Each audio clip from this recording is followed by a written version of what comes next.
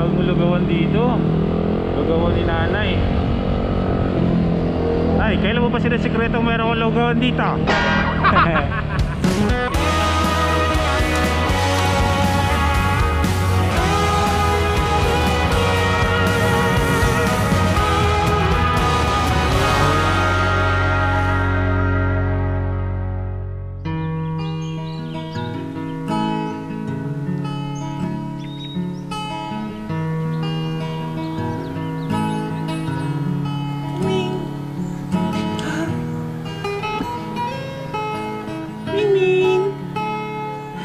Ikaw ang pinakamakulit dito.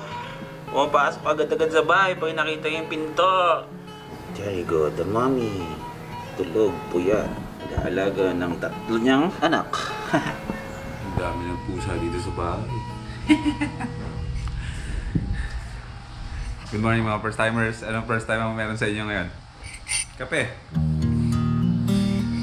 Kape, pambawi mo lang sa nangyari sa atin kahapon. Dun sa likuran namin, sa palayan. Hindi ko pala nakwento no kung bakit nag-crash yung drone. Kasi nagpapalipad ako ng mababa, naglo-low fly ako. Kumukuha ako ng mga cinematic shots nung palayan. Pero ang reason talaga dun kaya siya nag-crash is bago kasi yung settings ng controls ko. Medyo may delay siya konti. Kasi nga para ma-achieve ko yung smooth na panning tuwing nasa taas ako. Yung hindi ba nabibigla, ayun. Ako yung nabigla. Nagkape na ba kayo? Kape muna tayo bago tayo mag-vlog ngayong araw na to. Kasi kung ano yung mga hindi natin nagawa kahapon, ay itutuloy natin ngayon. May kinalaman pa rin yun dun sa helmet, kung bakit ganun yung helmet ko. Ay, dami ng pusa dito sa amin, no? Kasi yung isang pusa dito na napulot ng kapatid ko sa kalsada, nanganak na. Si Hana, mahilig sa mga pusa. Inaalagaan niya yung mga pusa na to. Manaman niya talaga yung mga pusa. Animal lover si Hana eh. Hindi ko lang alam kung kaya niyang i-let go lahat ng mga pusa na yun pag malaki na pwede nang ipamigay sa iba. Hindi ko lang alam. Pero ang alam ko, sigurado, iiyak yan.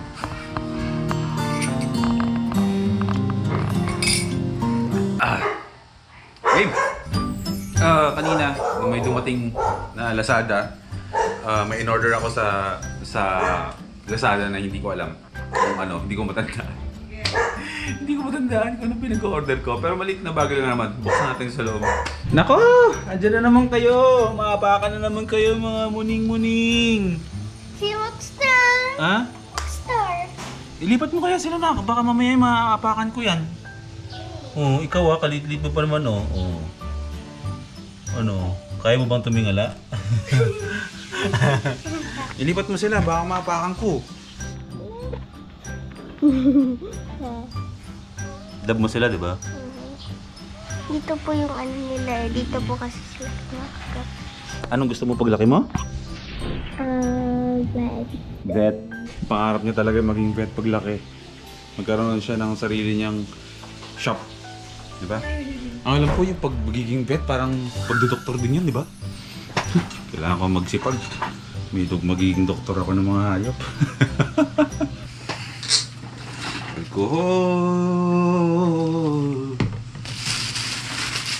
Ito yung dineliver kanina pagkagising ko from Lazada. Hindi ko alam kung ano to. Hindi ko na kasi matandaan kung ano yung pinag-order ko. Kasi yung mga in-order ko noon, sobrang delay-delay. May mga kina-cancel, may mga sobrang tagal tulad dito. So hindi ko na alam kung ano to. Nipis-nipis oh. Ano ba to? Ay! Lord, oo. Webcam cover. Ito, yun nga nilalagay sa laptop. Ano, kadalaglag na tuloy. Nalaglag. Oh, sige, malaglag kayo lahat. Ito yun. Diyos ko. Itong maliit na to. Dito natin kakabit. Pwede na yan. Dinig ko lang dyan para pwede mo isara yung camera mo. Pwede buksan. Pagkakailanganin mo, isara mo pag hindi. Why not, no?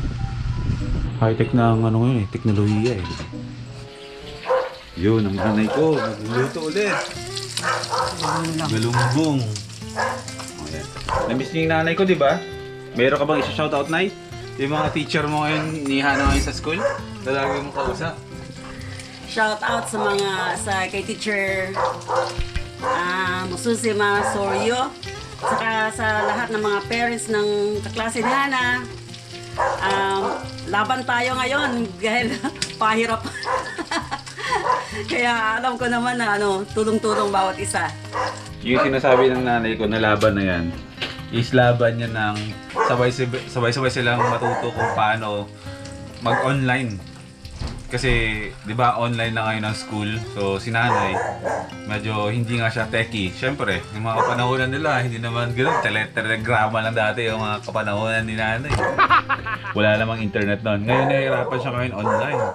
Kasi nga, siyempre, mag-i-install ko lang app, tapos online na yung school ngayon. So, medyo nahihirapan yung nanay ko. Pero sabi ko, unti-unti, araw-araw, pag sa ginagamit mo naman palagi yan, is matututunan na. Tapos, hindi mo na mapapansin, kabisado mo na.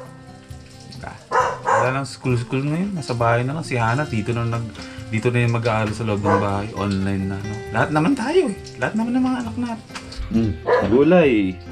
Pagpahaba ng buhay. Dito sa bahay, kapag may mga prito na ganyan, matik yan, may partner lagi na gulay. Shout out mo. Oh. Thank you sa ayudang shout out. bigas bukas. Barangay Dakila. Ba, may number ka na yan? Ano yung Stub number ba to o pera to? dali mo daw upuan doon at doon daw abangan yung... O so ganun ulit, parang dati na ilalabas namin yung upuan namin sa kalsada at mag-aabang kami ng truck at makukuha namin yung ayuda. Diba? Balik ayuda tayo na. So shoutout sa Barangay Dakila sa pagbibigay nyo ng suporta sa lahat-lahat ng mga taga Dakila. Ayan, meron tayong stub number dito na aabangan bukas. Tayo ang kukuha niya sa kanto para makuha natin kung ano mang meron dito. Akala ko pera. 135. Stop number pa. TikTok pa more! Mamaya, TikTok tayo ha. TikTok tayo mamaya ha. Post mo ha. TikTok tayo ha. TikTok is live siya eh. Okay, itatanong nyo sa akin. Alam ko kung anong nangyari kay Darna. Kung anong update sa kanya. Si Darna, Darna ako ng Darna, pero hindi pala yun yung pangalan ng drone natin. Naglito-lito na ako sa kahapon. Sobrang tuliro ko dun sa palayan. Tinatawag ko na yung drone na Madonna, tinatawag ko na siya na si Darna. Hindi pala si Darna to. Si Tala tong drone natin. Kasi si Darna is siya yung dati kong drone, yung Mavic Air ko. Nasa ibang kamay na yon. Si Tala to. Pero kung hihingan niya ako ng balita kung kamusta na si Tala o yung drone natin, ay ito na siya. Ayan. Ayan, malinis na siya. No? Malinis na siya. At okay siya. Medyo napuruhan lang yung gimbal niya, pero hindi ko alam kung okay siya kasi hindi ko pa siya nasusubukan paliparin. Medyo natatakot ako, pero sana, hopefully, tiwala lang na okay siya. Siguro baka bukas natin subukan paliparin yan. Malalaman natin sabay-sabay kung okay siya. So, ang ginawa ko kagabi, dahil nga may part na basa siya, medyo nag-moist kasi. Nagmo-moist kasi yung lens niya sa loob. So, ang ginawa ko is, kagabi, magdamag ko siyang tinapatan ng ilaw ng cellphone. Kumbaga, hiniga ko lang siya dyan, tapos binuksan ko yung ano niya, torchlight. Ito, binuksan ko yan, tapos tinapat ko lang siya dun sa lens magdamag. Para yung moist is mahigop nung init na, hindi naman sobrang init to eh. Kasi kailangan medyo soft lang yun kasi medyo komplikado at hindi, anong tawag ba dun? Delicate ba ang tawag doon, yung part ng gimbal at lens na yan. So magdamag ko siyang inilawan para at least mahigop yung moist na meron sa lens niya. And then try natin bukas kung lilipad siya o hindi. Ayan, gina-charge ko lang lahat-lahat. Tapos lalabas tayo.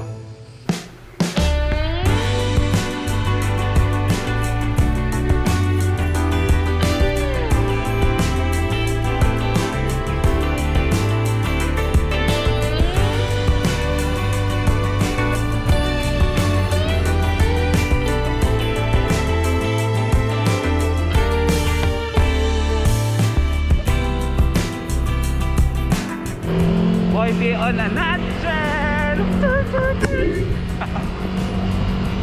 Seryo, here I come.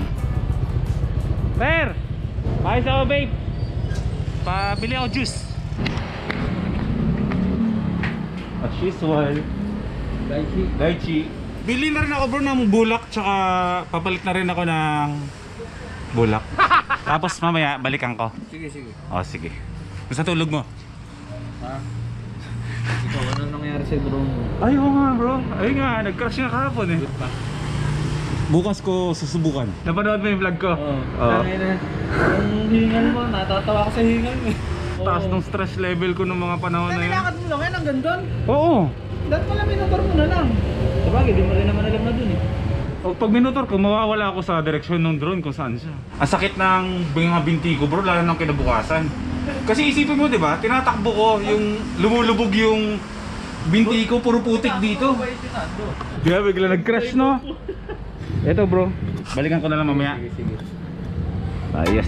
Ang dami nakakilala sa'yo sa vlog ko. Nakamukha ng mga kaibigan mo. Sige bro, kita tayo mamaya. Okay. Punta tayo sa Dave Kayo Bike Shop. So full of self-confidence, and everything you said made a lot of sense. We see the distance grow, I just need to know, do you even feel the same? I'm living in your messages. Oh! Hindi ko ako sigurado kung first timer. Binati lang ako eh. Shoutout sa'yo bro. Ayoko nga pala, nautusan ako ni nanay na pumili ng cat food, pero mamaya na lang. Unahin ko lang itong lalakarin natin sa bike shop. Sana hindi ko makalimutan. Sana.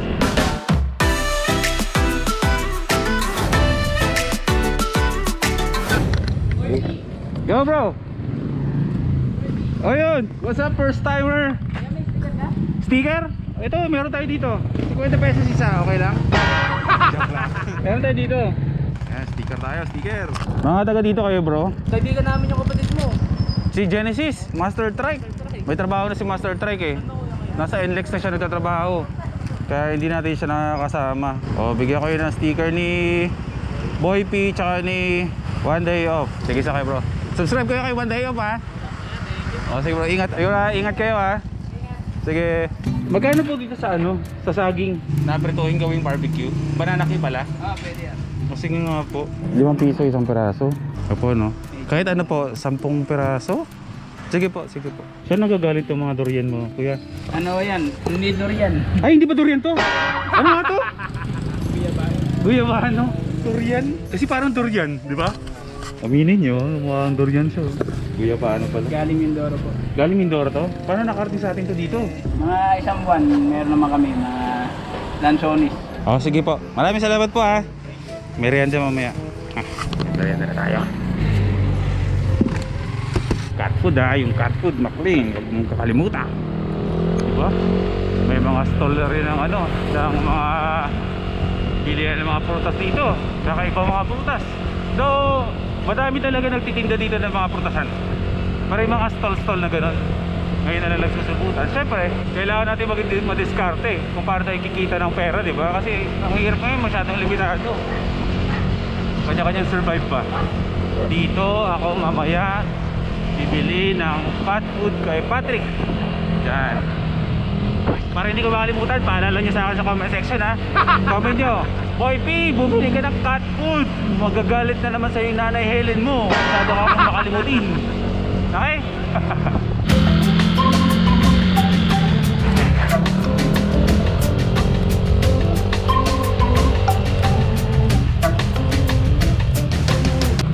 Sir Dave?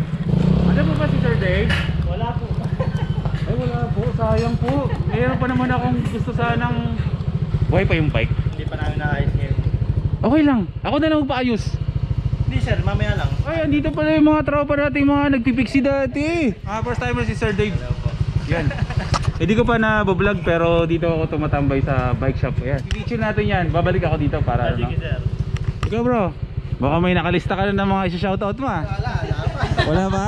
Eh yung drone. Nabawi. Saan? Drive na saan ba sir? Nanonood ka no? Eh syempre. Si Sir Dave hindi nanonood sa akin. Sir, bira ako umuwi.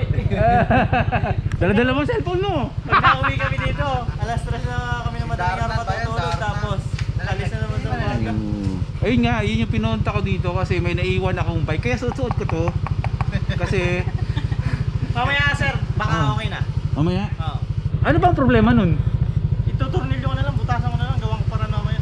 Welding na lang natin. Hindi kaya na yun, hindi discard yan namin mamaya. Pinakiyo lang kaming gulong. Namamaki yun, negosyante na tong kaibigan ko. Mga 4 siguro sir, para maluluan. Sige mga 4 yung mga kaibigan ko, mga negosyante. Kailan kaya magiging negosyante? Malay. Hindi na kailangan. Car 6. Sir, kami ang negosyante, pahirap, hindi naman payaman. Hindi ako naniniwala. Yung mga kwentuhan natin off-cam, hindi eh. Pahirap kami. Hindi yun yung kinikwento mo eh, pag naka-off yung camera eh. Mamaya magkakape tayo. Sir, magkape tayo. Sige, balikan na lang daw natin. O siya, sige, gawin mo yung natin mga kanya-kanya nating ganap. Tapos balikan ka mamaya na. Sige sir, mamaya na lang. Okay. Daming tao. Bibili sana ng fast food eh, kaso ang daming tao sa loob. Hanap tayo ng iba, may nakita ako dito. Sorry Patrick, alam mo pinapanood mo to. Next time na lang bibili sa'yo, dami tao sa loob ng tindahan mo. Ay, meron po kayong cat food? Ayun, pabili nga po ako. Bago lang po dito to. Mga first timers oh, may bagong poultry supply dito sa Barangay Dakila. 4M's Poultry Supply. O, sa lahat ng mga taga-barangay na dito, syempre sa loob ng Dakila, 4M's Poultry Supply. Meron na tayong choices. Hindi lang dun. Princess Cuties. Ito po yung sa ano po. Ito pong brand ng Cuties yung sa mga pusa namin. 100 isang kilo? O, isang kilo lang po. 100. Ito po. Thank you. Bye! Bye-bye! Okay. Cat food on.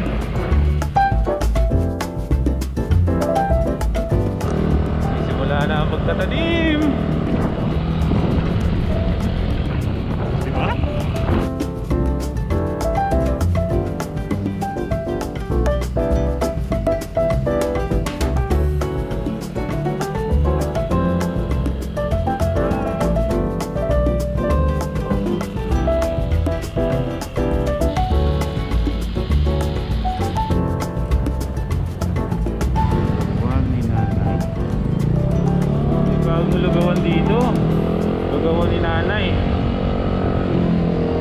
Kailan mo pa sila sikreto meron akong lugawan dito?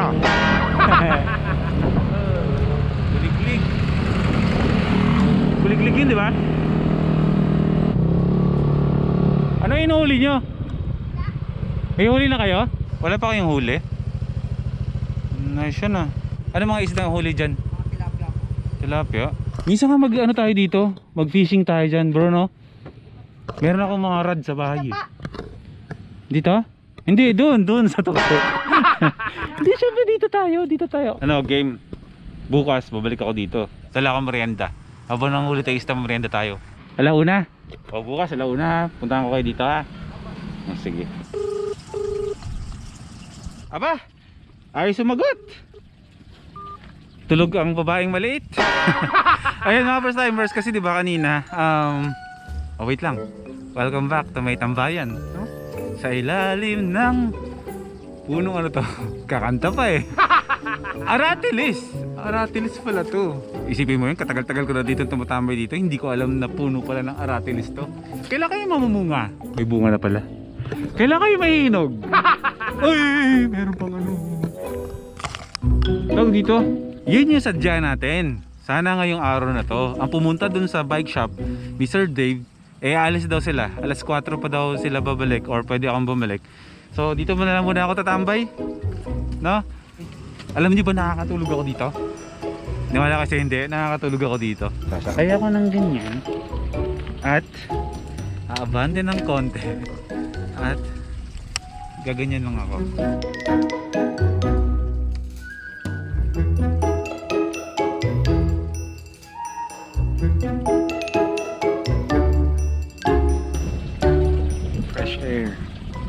Sarap di ba? Oh. Kaya sabi ko sa inyo eh, favorite place ko to eh. Di ba? Malilim. Minsan, kahit wala kang iniisip, dito ko lang, tambay ka lang dito. Parang lahat ng mga kaibigan ko nadadala ko dito.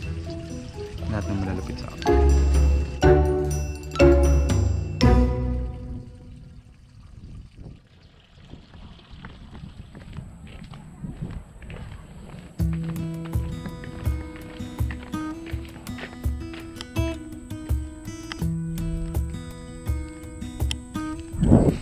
Ganda no? Kukunin ko lang yung bike. Kaya ako naglalakad.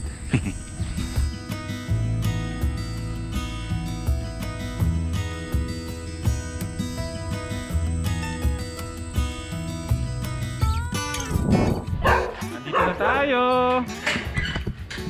Wow! May grand entrance pa eh, no? Kumusta lakad niyo kanina? Nice naman. Payaman! Welcome to Dave Deo's Classic and Modern Bike Shop and Antiques. Yan, dito natin kukunin yung bike. Antay lang natin siya. Sinyo, kulay blue yung motor ko, di ba bro? Tapos kulay blue din to. Di ka sa blue. 3 taon ko na pinakulayan yan. Tapos nagkataon si Madonna, wala pang 1 taon kulay blue. Tapos itong bike na to kulay blue. Oh, may ibig sabihin. Ito ang gagamitin natin dito pang vlog sa loob ng barangay. Tipid na sa gas. Exercise pa, no? Kasi no, natatawa ka yata sa akin eh. Ang laki kong tao, lit-lit yung bike ko eh. Gusto mo nga sir, meron diyan. Ang dami tayo dyan. Okay na to. Na-miss ko tong bike na to eh. Masyadong maliit ang barangay namin para motorin palagi.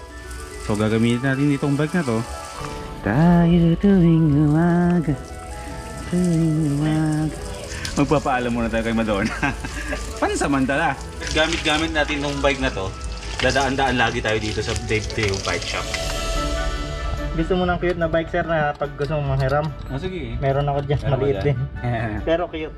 Hindi pa ba cute to? Mas cute dyan? Oh, di ba? Kulay blue din yung bike natin. Kasi Madonna yung motor ko. Sino to? Cindy Looper? Yes! Underloot yung bike na to. Kay Sharon to eh. Pinambabike ko sa buong Bulacan bro. Dati. Pambata talaga. Ay, tayo sa bata. Ayun, bago pa kasi yung mga ano yun eh, mga rims yun eh. Tsaka yung gulong. Kasi bago pa yun. Courtesy of Dave Deo Classic Bike Shop. Na-restore na rin siya. Simulan natin ng pag-iikot ng buong barangay namin gamit ang bisikletang ito.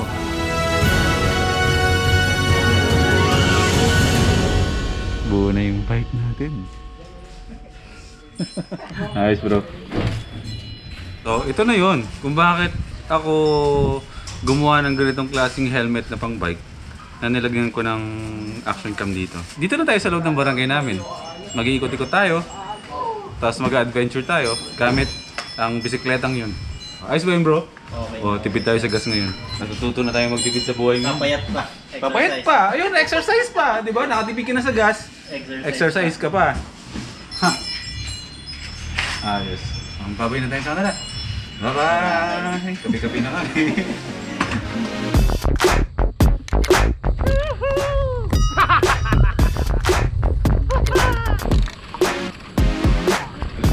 Kaya tayo.